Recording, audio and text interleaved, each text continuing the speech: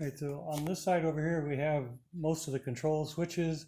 The top one is the reverse light. Center is off, and if you go up will be high beam, down is low beam. The next switch down is the front headlight. Same thing, up will be high beam, down is low beam. This switch here is for an electric air pump. The parking brake and the air horn require air from this. If you flip it up, you can hear the pump running, but it'd probably be better to wait till the engine's running because that's running off the battery. So wait till the engine's running before you use it to pump up. This switch is just for the class lights, which are on the front of the locomotive and also the number board. This switch isn't used. It was if there was a radio control for it, you would switch between the radio control and the joystick, but this is only run by the joystick. Then this switch here is a cab light switch, and it lights up two little lights that light up part of the controls.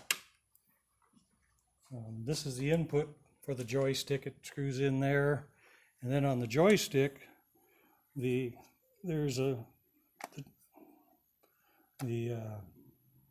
actual joystick, go forward is forward, backwards is backwards. It's marked on the thing, reverse and forward.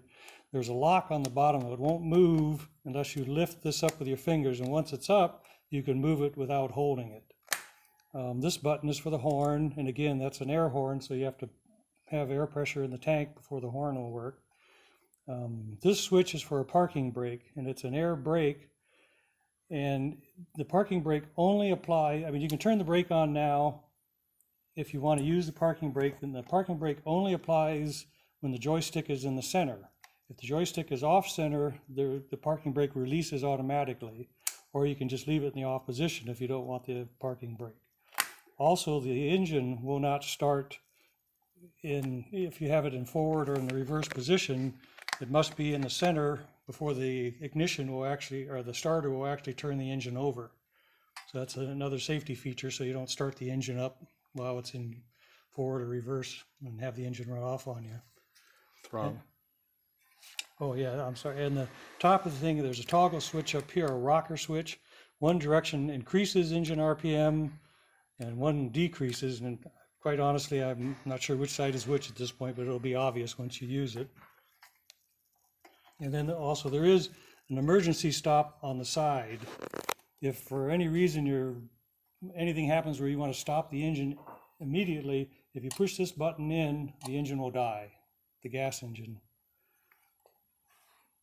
And then from there, hiding under this door is the knob for the choke. And it is like, most chokes, you pull it out to choke and then push it in to turn the choke off. And usually only the first time in a day you'll need to choke it. Once it's warmed up, it shouldn't need choking, but again, it kind of depends on what happens there.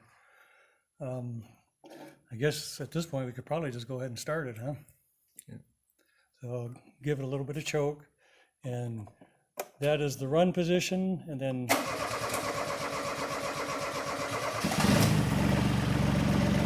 that's the engine running. Now if we go back to the joystick, put it in the normal direction.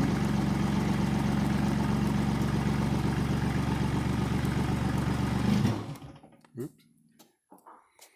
Needs to warm up.